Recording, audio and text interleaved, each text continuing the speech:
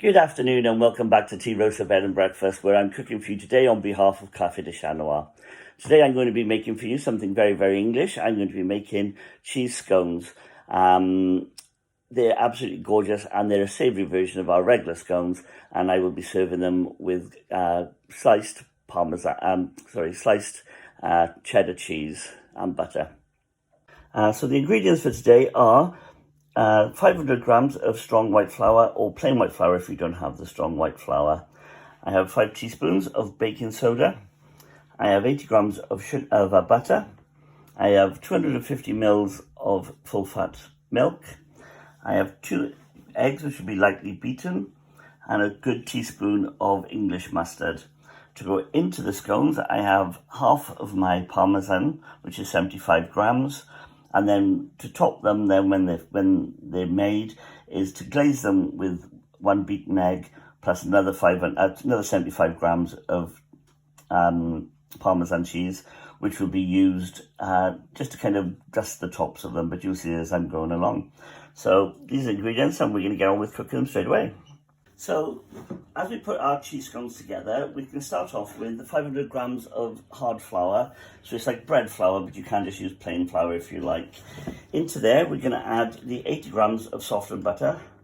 And today, with the weather being so wonderfully warm outside, one of the hottest days in Cardiff this year so far, the butter is quite soft on its own. I'm going to rub all this in until all the butter is combined in with the flour to make a very soft, fine breadcrumb. So what you want to do is just kind of put it between your fingers, and you're just kind of gently pushing with your thumbs, and at the same time you're combining the flour to the butter. So I've almost finished now. This is kind of how it becomes after you've done it. It took me about 3 or 4 minutes or so. It's not very long, but you just kind of sift it. At this point now, we are ready to add some more dry ingredients. I have my corn flour,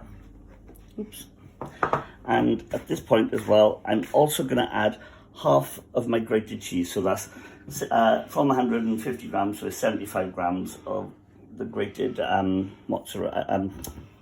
grated parmesan. I tend to buy a block of parmesan rather than buying it already grated, because the already grated parmesan doesn't have the full flavour that you have if you buy it in a block and grate it yourself. So I'm just going to combine these all together. Added the cheese and the baking powder. Next thing I'm going to do is I'm going to take my teaspoon of English mustard, and I'm going to put that in with my beaten eggs. And I'm going to give that a little bit of a beat, just so it's there ready to go right way through. What the mustard does is brings out the flavour of the cheese. So if ever you're making a cheese sauce or anything along that lines, by adding some mustard, it really does help. You can use Dijon mustard, English mustard, or any type of mustard you like. Now I'm going to make a well in the middle of my dry mixture. I'm going to add my eggs and my mustard.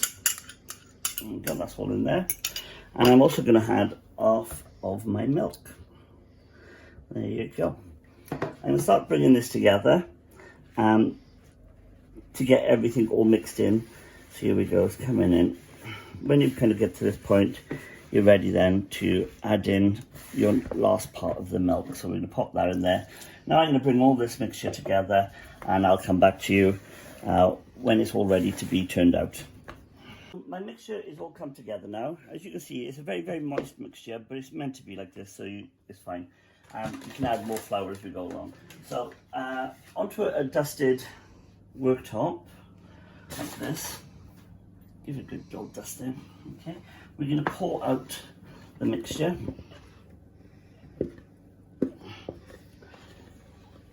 Let's get it all out.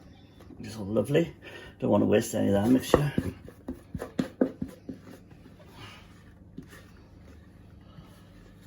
There we go. It's going to all stick to my fingers anyway, so I wouldn't worry about that too much. Okay, so what we're going to do is we start by bringing all the mixture together. Okay, and we're going to kind of flatten it out and fold it in half. And then we're going to turn, flatten it out, fold it in half. And what it's doing is bringing more air into our scones so they rise nice and well. So just keep doing like this, keep turning it, it's fine. If it sticks a little bit, just add a little bit more flour. Flatten it out, and fold. Don't press down too hard, flatten out and fold. And that would be about it. So there you go, that's our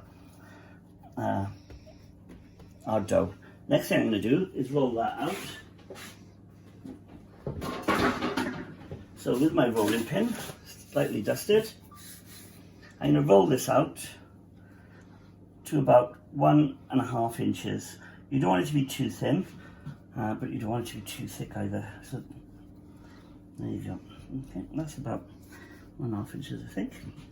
Now, using a cutter, you want to press down quite firmly, but do not twist, just press down, okay? You continue this until you've used up all of the dough that you can get any out of. So here we go, what have we got at this one?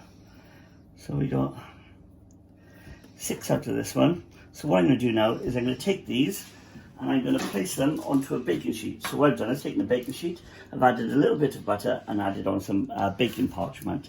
So what I'm going to do now is gently lift these up and place them onto your sheet. And then going to continue doing the same with the rest of the dough, bringing it together and folding it in half in the technique which I said is chafing. So here we go, so just bring it all back together, bring it together there. So what you want to do is kind of bring it over and you just keep doing this until everything is all used up. There we go, let's give that a little roll out. There you go. So I've got 1, 2 from this one, and with the last piece I'm probably just going to bring this together and make kind of one which is a bit odd shaped, and it doesn't really matter, but I'll be the one for the chef to try to make sure everything is okay.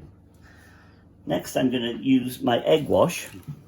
So with the egg wash, just a little bit on the top, but you don't want to do it that it goes down the sides. If it goes down the sides, it can impede the actual rise of the scone, and we don't want to do that if possible. Okay, I'm going to continue doing this to the rest of these. Then after I've done this, I just take a pinch of my grated parmesan cheese and you sprinkle on the top.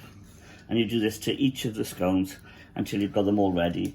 And then we're going to place them into a baking oven, into a preheated oven to bake for at 22 degrees. So it's quite a hot oven, but not totally hot. And then it's going to be between 10 and 15 minutes. Look at old fat Hufflepuff here. I'm not a Hufflepuff, I'm Slytherin. Okay, I'm a Hufflepuff. Really? So the cheese scones are now being taken out of the oven. They took about 10-15 minutes. They're nice and big and fluffy. And I'm just going to put them onto a baking sheet. Not a baking sheet, sorry, a cooling tray. Just so they cool down and they're ready to eat. So now that we've actually finished, we've given the scones time to cool down, and this is how I would serve it. So we've got a scone with some butter. I've got some spiced apple chutney there and some sliced cheese. So kind of either break it open or cut it open and then put the butter on each side and some chutney and some cheese and eat it kind of as an open sandwich. I hope you've enjoyed me cooking this today, and I look forward to cooking for you again soon. Bye-bye.